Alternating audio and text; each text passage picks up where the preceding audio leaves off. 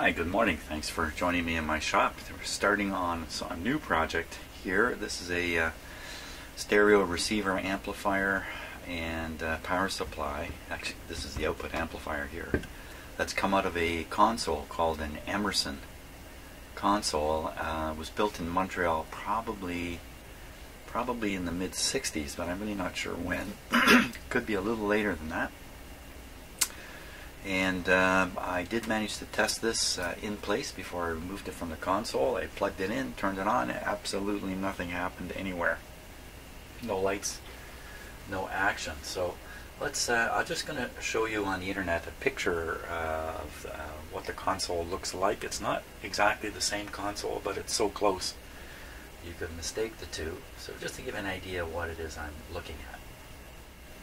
Okay, so this is coming from Antique Radios Forum, a fantastic forum, and so this is another one. It's a different model, but it's extremely similar. And you can see the amplifier here, excuse me, and the record player. Here's a close-up. This is a model 2025, and this particular player, the record player that's come with the one I'm working on, is a model 3000. There you see the Emerson television and radio from Montreal.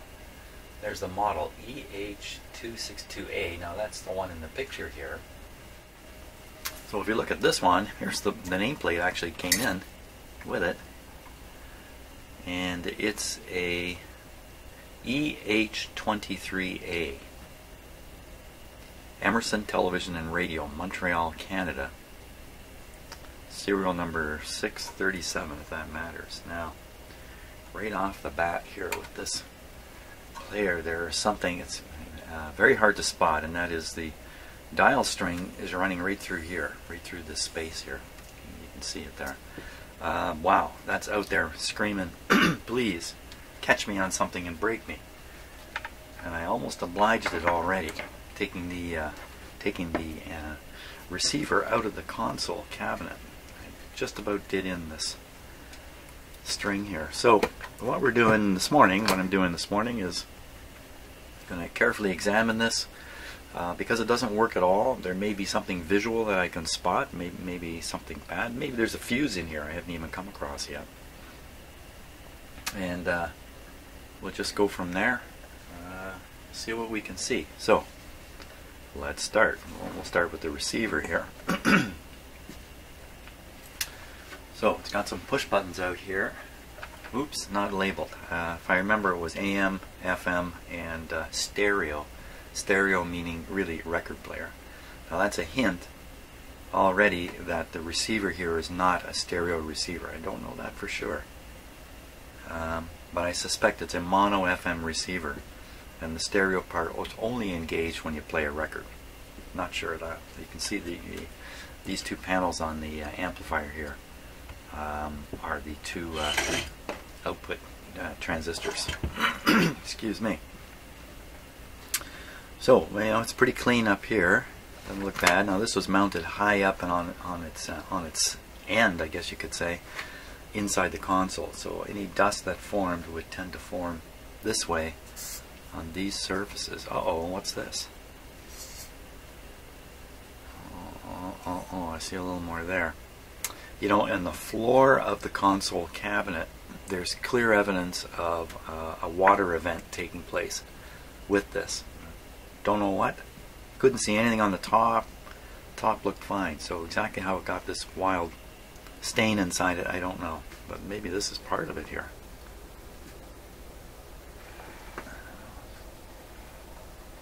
It's a little stainy up in here too. You know, one shot of water isn't going to hurt something like this as long as it doesn't get into the speaker cones.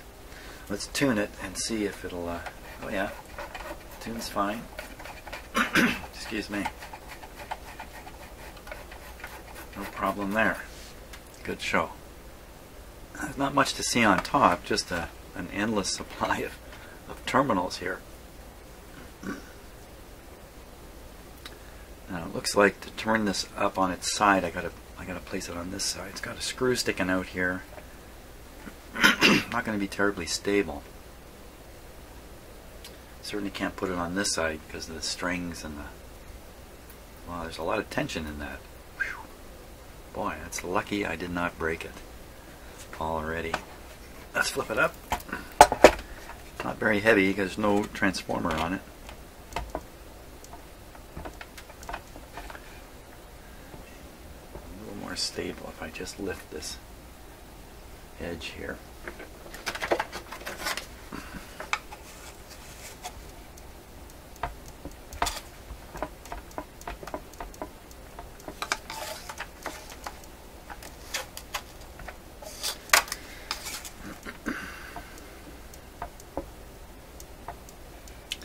Wobbly. Okay. Oh, I already see something.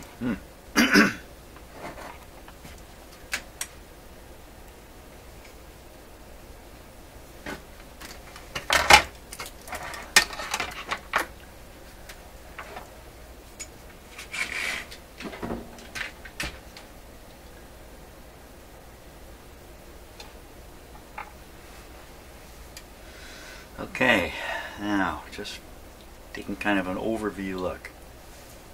Nice and clean. I love these console stereos because they aren't jam-packed. The engineers have the chance to make the chassis really very large, especially to accommodate a large front panel, which is what they want in a console. They don't want it small, they want it big. Everything is big in a console. Consequently, all the components are laid out easily visible and accessible, which is a thumbs up for a repair guy like me. Look at these transistors here, great big things. But this is from the early 60s, then transistors were still kind of the new guy on the block. It'd still be tube equipment being made at the same time. It's from the later 60s, 68, somewhere in there, maybe even into the 1970s. Then, I'm just looking here. Then these transistors are liable to be a lot more reliable. You can see one here. It's not very many, is it? I've only seen 1, 2, 3.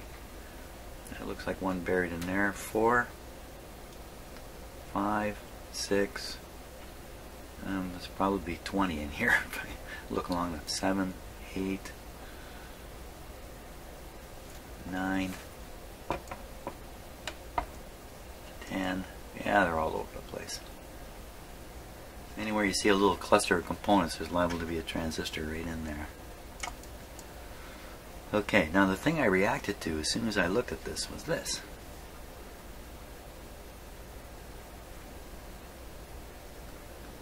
Very odd looking thing here. Let's do the close-up look through it here, and we'll start by looking at this very closely, because wow, that's kind of weird. Just looks like a blob of solder to me. But let's take a good close look at it here.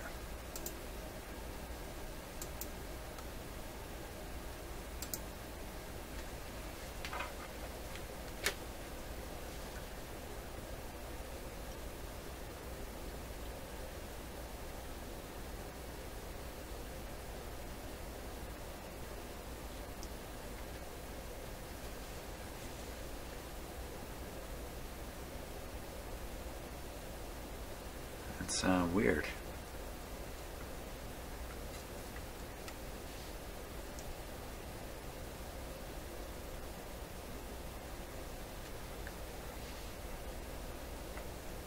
Almost looks like a solder drip. Doesn't pick off easy. And solder drips onto things. Sometimes you can just pick it right off. I can't get it off. So I don't know what to make of that. That's a pretty weird looking thing. Would that be responsible for it not working at all? Well, can't see that. Okay, just have to make a note of that. Here we go. Looking through.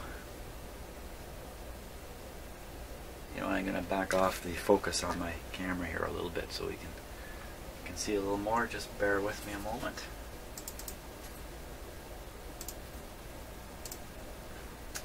Hey, I'm up here in snowy Aurelia, but it's raining today.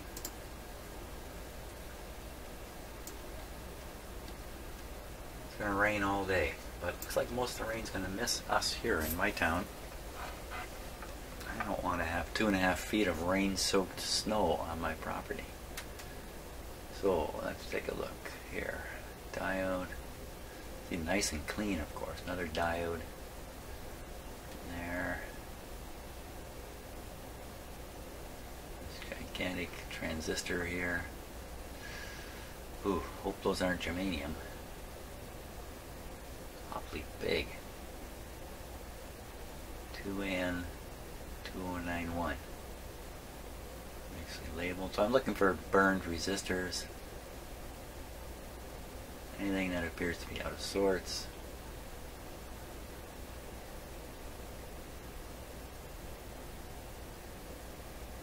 Any evidence of previous work. Anything that's dark, runs hot. Nothing appears to be running hot in here.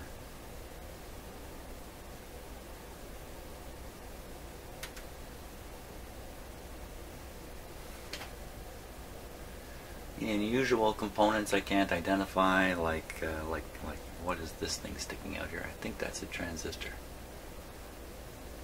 That's coming out of. That's inside this. Where is it here? There's a can here. It might be hard to see in the camera, but on it. See, the capacitor is being driven. I can't really see this. There we are. There's the can.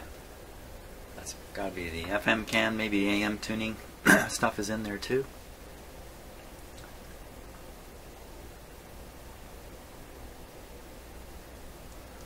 Okay, keep going. Now, since the amplifier itself is actually in the other chassis, there isn't a lot of high power anything in here. There's no, shouldn't be, I would imagine anyway. No heavy currents. There's a transistor right there.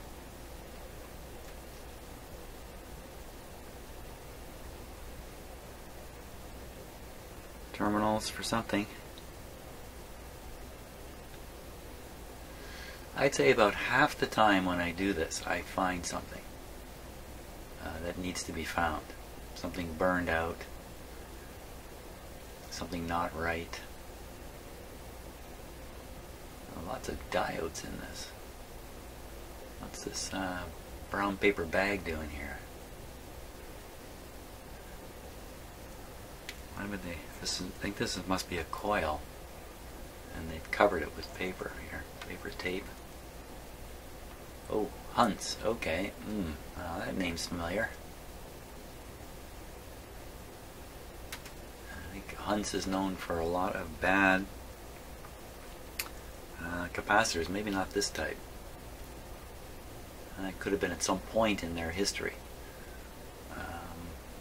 Not to say that one's bad, but I know some Hunts manufactured capacitors, vintage capacitors, are not long lived. Okay, so here's a great big thing here. What's this? 500. Oh, that's right. This is. I'm used to the tube radios with the high voltage. There's no high voltage here, so you can get some pretty large capacitors at lower voltage. 35, you know, there's one there, there's one there, there's one there, there's 3 of these fat guys in here. Ooh, what was that that just fell out? That. Just dropped out. Oh, I think it must have come from here.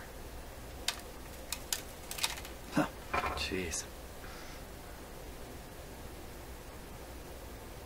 Well, there's a material that didn't stand up to the test of time, that's for sure. Wow, it's just completely disintegrated. Okay, back where we were. Coming up through here.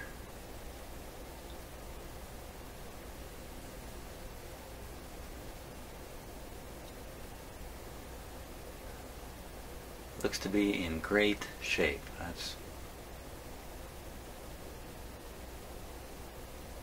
what I would say about this now.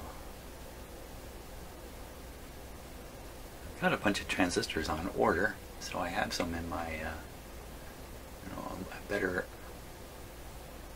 collection than what I have now. What I have now is just the scrap stuff I've ended up with, but I've actually got some on order. Who knows if I've ordered the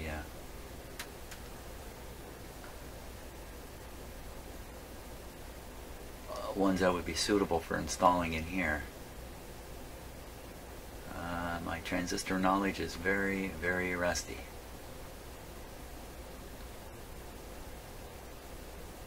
I don't have a lot of experience with transistorized equipment.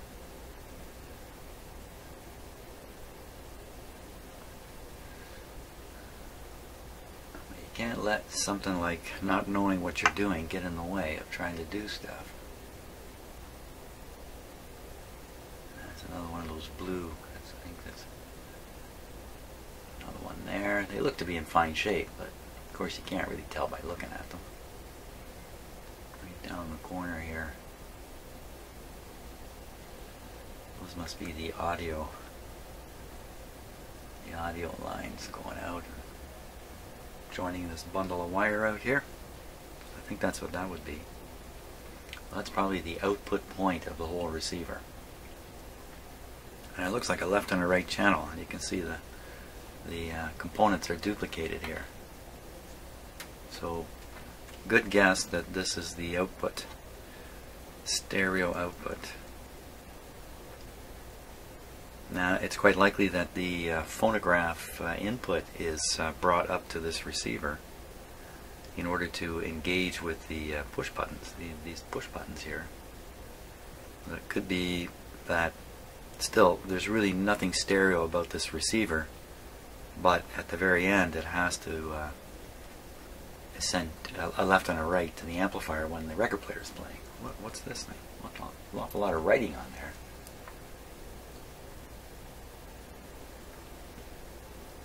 Reversible. Maybe that way of saying non-polar.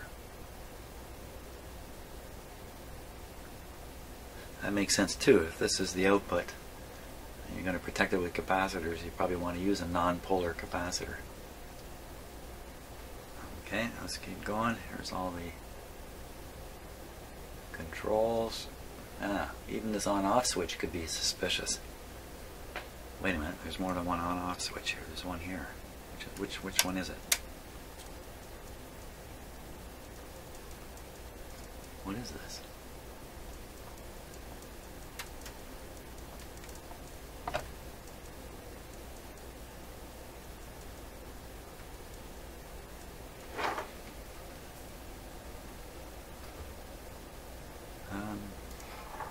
That really looks like an on-off arrangement here. Switch on the back of a control. Like this one. This one is the treble, I remember, and that is the on-off switch. It's labeled. Listen to it. You hear that little bit of a delay in the click?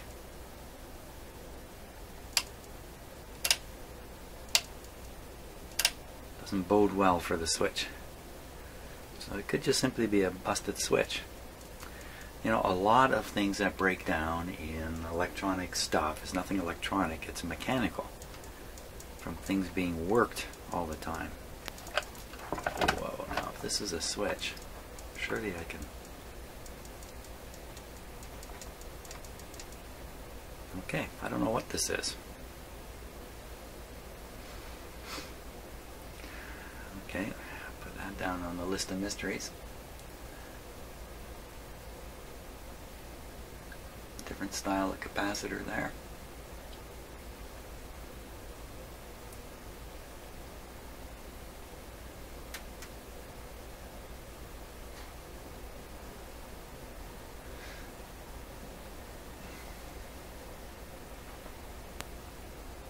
The parts tucked up. And they're almost impossible to get at. There'd be an order of assembly when this thing's being built. First things in can get buried deep.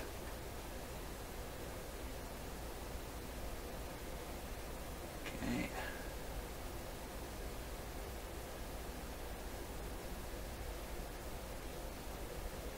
Well, I don't think I've found anything here yet.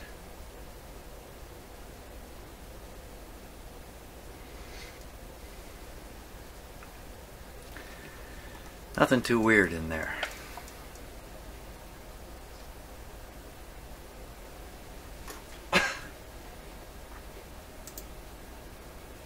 Okay, so what we'll do is we'll now turn our attention to the amplifier power supply here. Now, wow, if this is a power supply, where's the filter capacitors?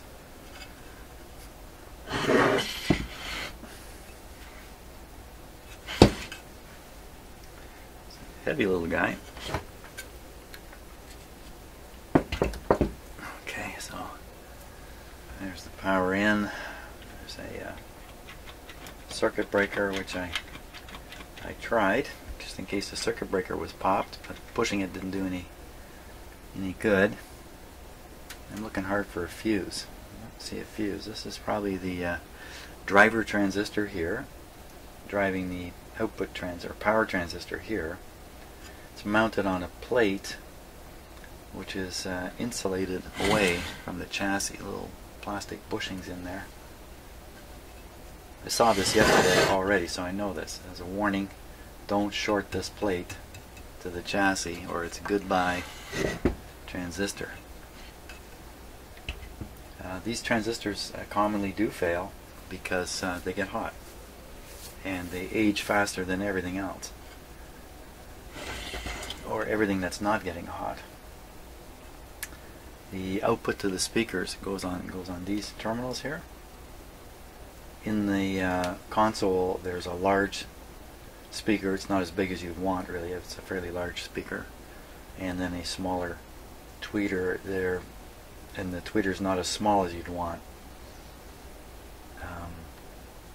So these must be the diodes for rectifying the DC that's going to drive the transistors. This must be a part of the power supply, be a high wattage resistor transformer. A couple of adjustments here painted in place. These are probably bias adjustments, biasing the output transistors. It's not push-pull, it's a Class A. This is a Class A amplifier, so these transistors, if I understand it properly, are going to run hot all the time, or warm all the time anyway. Now, can I stand it up here? I think so. Ow, sharp metal. Wow, really sharp. Okay, this looks wonderfully clean under here.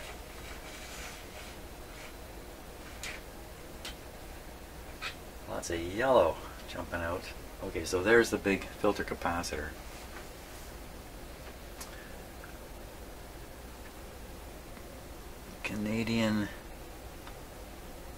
CAN negative. CAN negative, made in England.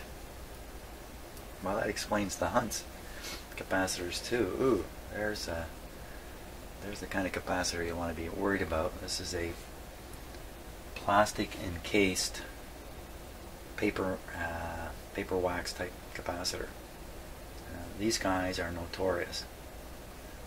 Maybe not this brand. This particular brand, this particular one may be fine, but a lot of these kinds of capacitors are thumbs down. These ones I'm not so used to seeing.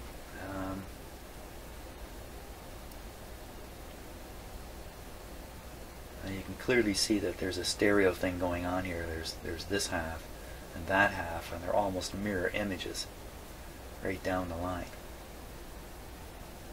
Probably the reason that this unit did not come on is in here. It could even be the power cord. Power cord looks like the original was cut off and somebody taped on a new one, which I relied on. Hey, I think I see something that's overheated. I didn't even check to make sure the cord was good. I mean, it looked okay. Okay, let's do a little close-up view through here, and we'll just start in the bottom right corner. So I'm looking for all kinds of compound and crap that's poured out of out here. See, these wires are really, really blackened. I mean, they're really black.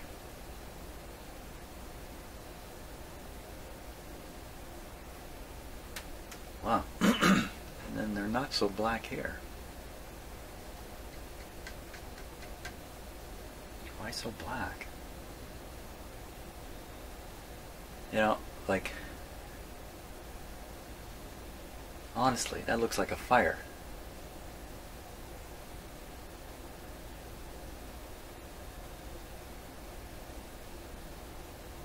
It's really, you know, up here it looks almost as if the charring has flaked off.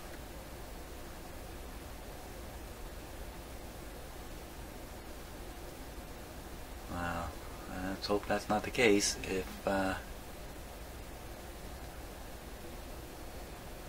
maybe it's a good thing this thing didn't come to life.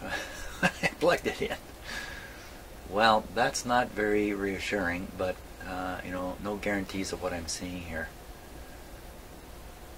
But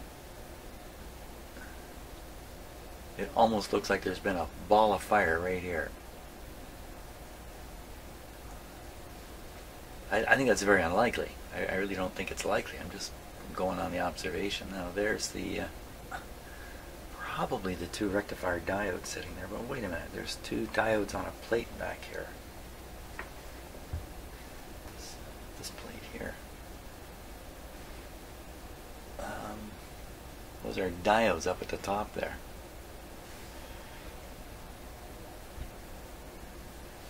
There's quite a few wires coming out, so maybe there's a couple different voltages being rectified in here.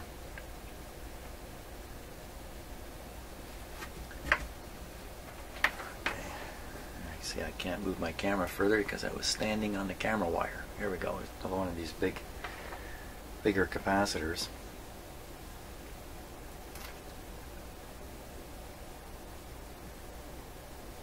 This is the outlet to plug in the record player. This is where the power's coming in. Here. It's got to get up to the on-off switch pretty quick. Actually, you can see it. You can see it goes into this coupling right away. It goes right off of here, goes right into the coupling. That's this thing here. Oop. Heads up to the on-off switch and then probably comes right back. And then we expect this to make its way to the... No, first of all it goes into this circuit breaker. I think a circuit breaker would stop a fire. And you'd expect it to get pretty quick to the transformer somehow. This is gooky stuff. Look at that. I've touched it's gooky. I don't want gook coming out of here either. You know, this whole thing looks black. No? No, it's not bad. Okay, I don't lose my place here and miss something.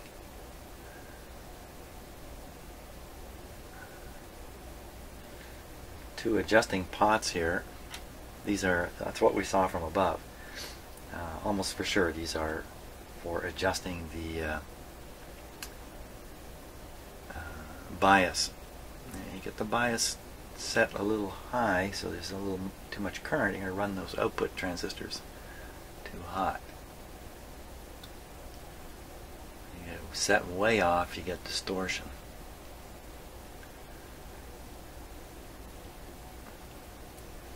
And if they're not set in a balanced way, so I managed to go all around the part that I spotted without really getting it on camera. Let's go look at that, because it's pretty much dead center here. This guy right here. Brown, black, black.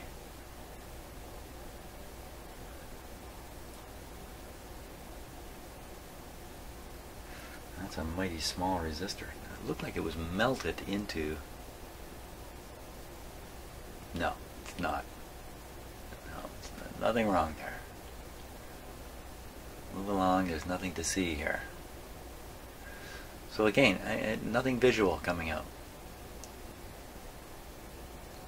Except for that.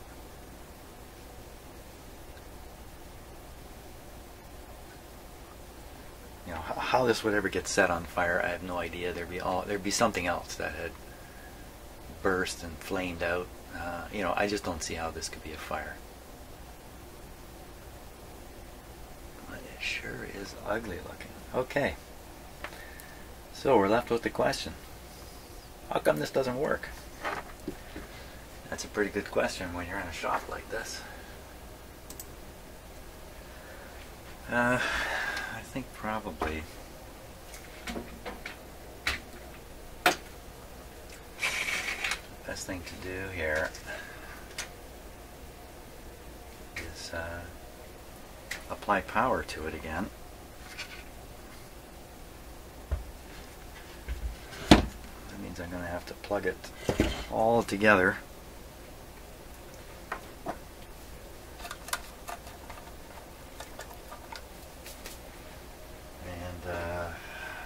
Bring up the power on it and just see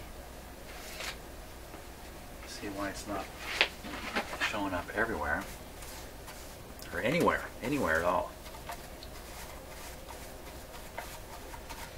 No fuses, just a circuit breaker. Well, okay, open switch,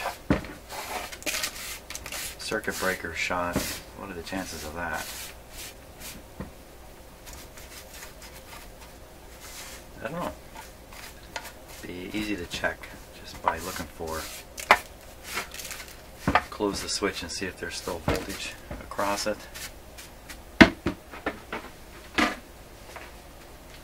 Do it with an ohm meter even without any power.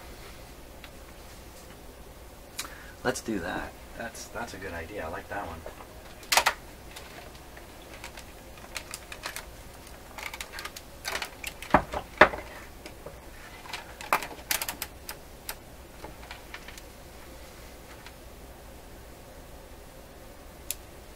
Okay, so I think it's turned off. This should be open.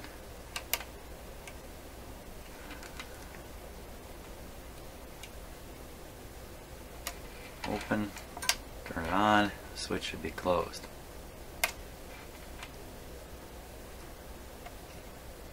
Oh, I have found the problem already. Really? That's all it is?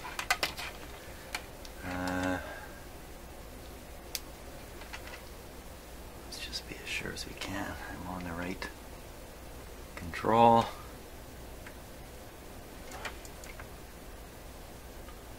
Don't be fooled now. This is where I get fooled.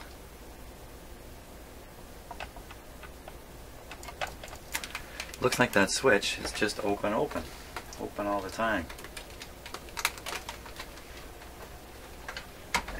The only problem with this whole thing is the on-off switch is just off.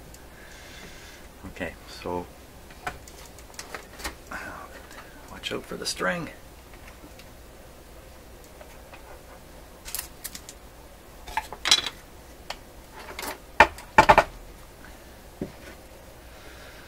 So I got this big panel. Basically has the antenna connections to it. What are these? Not sure about these. These are probably remote speakers. Probably. I think the remote, well, who knows. Set that way over there. Next thing is this egregious cable here has got some kind of ugliness on it. Sticky Vaseline or something. Ugh. So this, oh look at that, 3 terminals. So it's probably, I think you can actually see it. This is the shielded wire. This would be the phono. Almost certainly the phono. Input. Stick it in. If we don't stick it in, then we'll wonder if that's the cause of the problem. If it's not in there. Then we have this other bigger cable here.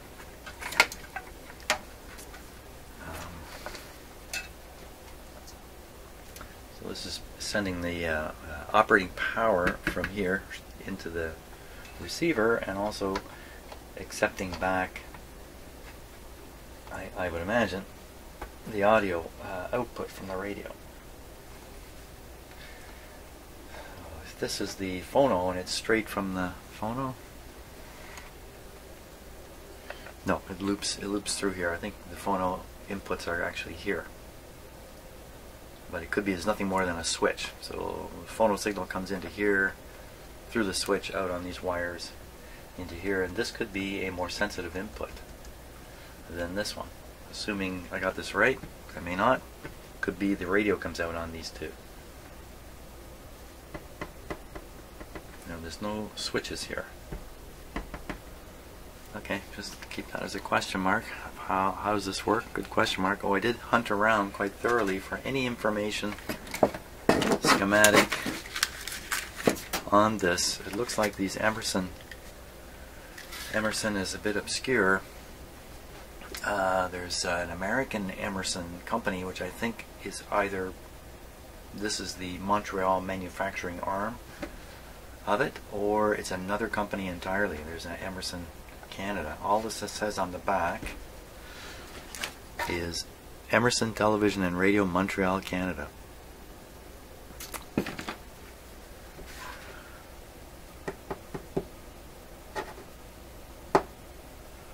Okay, switch off so you can hear that delayed switch thing. Switch is off. Now I gotta find a cord here to plug this guy in. Okay, so I'm off to hunt down a cord here. So I got a cord now.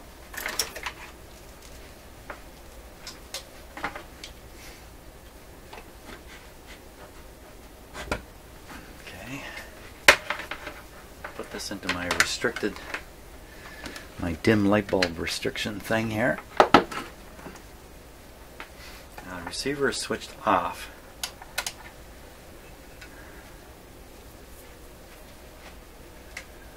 So what we're going to do is apply, there's the power to it. Now, excuse me, just watch this meter. This is the one that shows how much voltage is right on the unit. The same as this, actually. This shows the same thing. If you want to watch an indicating meter, this one. If this thing's working, as soon as I turn it on, any power draw is going to cause this meter to drop.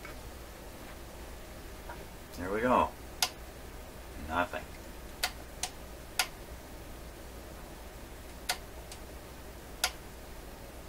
And it may work any moment when I'm doing it. With a defective switch like this could kick in any one of these times. No. Nothing. So we need to look at the voltage on the back of this switch. Okay. Turn it off. Let's prop this back up again. Or stand it back up.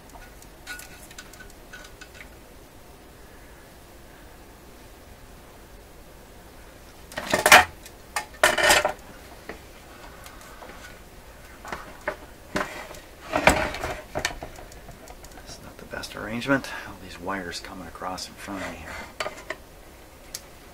Put this over here. Okay, so the switch is there.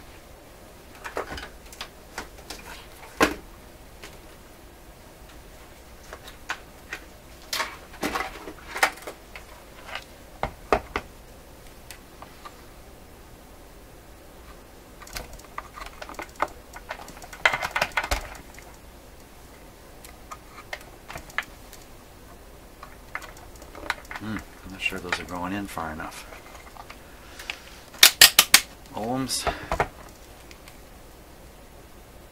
Yep, they are. Put this around to 200 volts AC. Clip them on.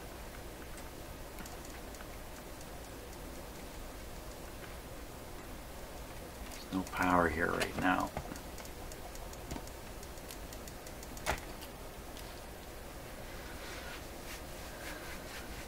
Okay, 200 volts AC.